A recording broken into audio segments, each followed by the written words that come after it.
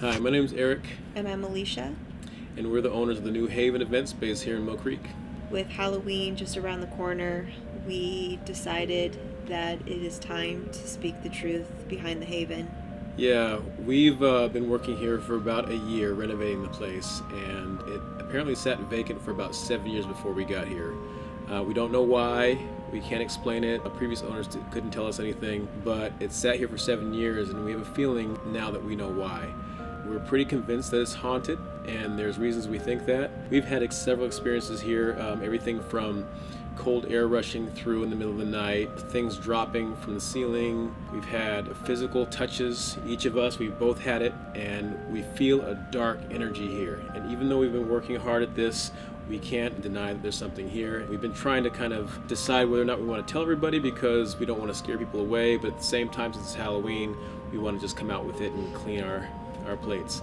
And with our staff witnessing and experiencing paranormal activity in our venue, we really can't keep it a secret anymore. The word will get out, and that's why we're here today to share our story.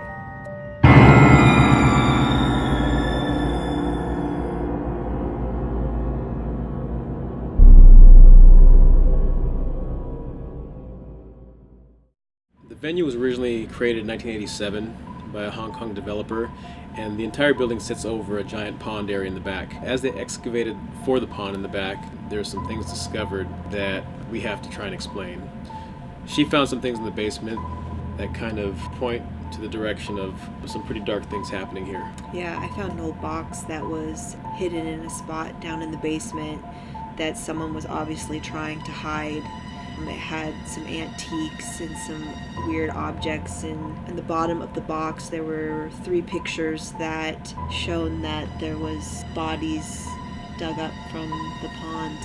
There are 4 or 5 skeletons that are clearly shown in these pictures, and I don't know why it was never on the news. We searched the internet trying to find the stories of these people that were buried there. We don't know where they came from. We just want to get to the bottom of this, and so we've actually hired a world-famous paranormal investigator from Europe.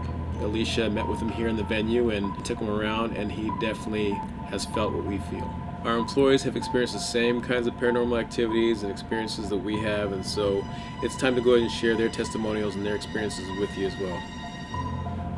Hello, I'm Vincent Palmieri. I'm a paranormal investigator. I had hundreds of contacts with spirits and I've done hundreds of cleansing ceremonies. I'm considered an expert where I'm from, and I came all the way from Italy to find out about paranormal activities in this venue. So can you tell me, when was the last episode? The last time we witnessed it was just a couple days ago. Our bartender experienced glasses falling from the shelf. I've had multiple experiences with this place. From glass getting thrown off the wall to people all of a sudden disappearing from the bar. They don't like it that you guys are here. Now I've come to welcome it, and I know they're not leaving. I've accepted that. But the worst, most traumatic experience I've had was when actually a glass flew off and hit me right in the head. That's how I got this scar. I don't know why I'm here. I'm still here.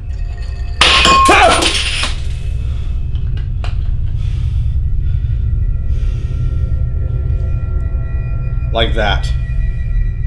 Go away!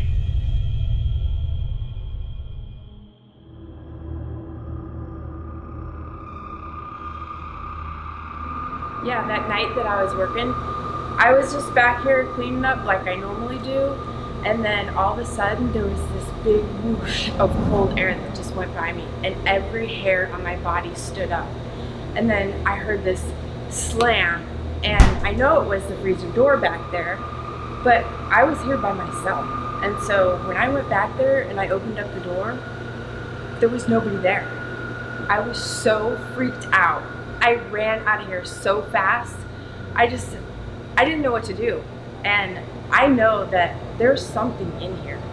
I don't believe in this stuff normally because I have a brother and he would scare me all the time. So I don't believe this stuff, but I believe it now because there is definitely something in this place.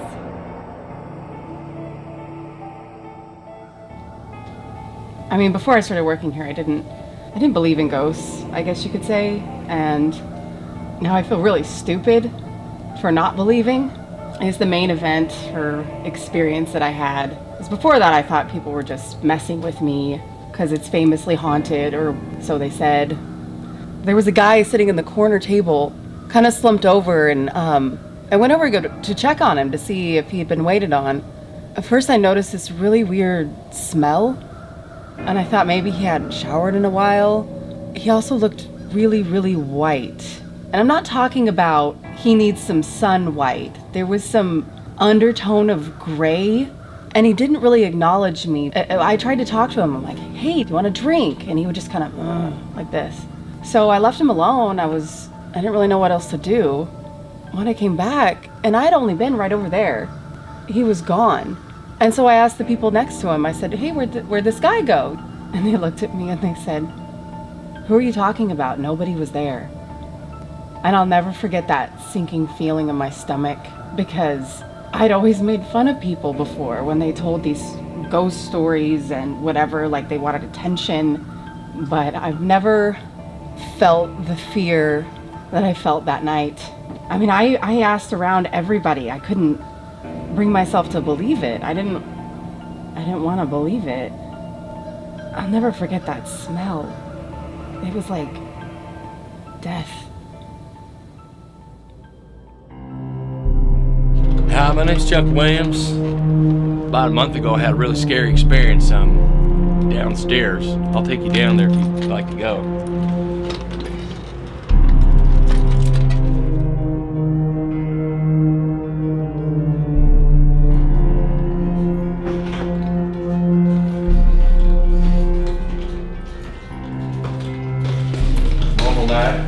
Till I got down this hallway here, something grabbed me from my neck behind. I don't remember anything after that. I've been blacked out. Woke up at 6 the next morning. Yeah, right down here by this shelf right here. About as far as I remember. I think this place is haunted because it was built on a gravesite. So I'd like to get out of here if we can. I don't want to be down here any longer.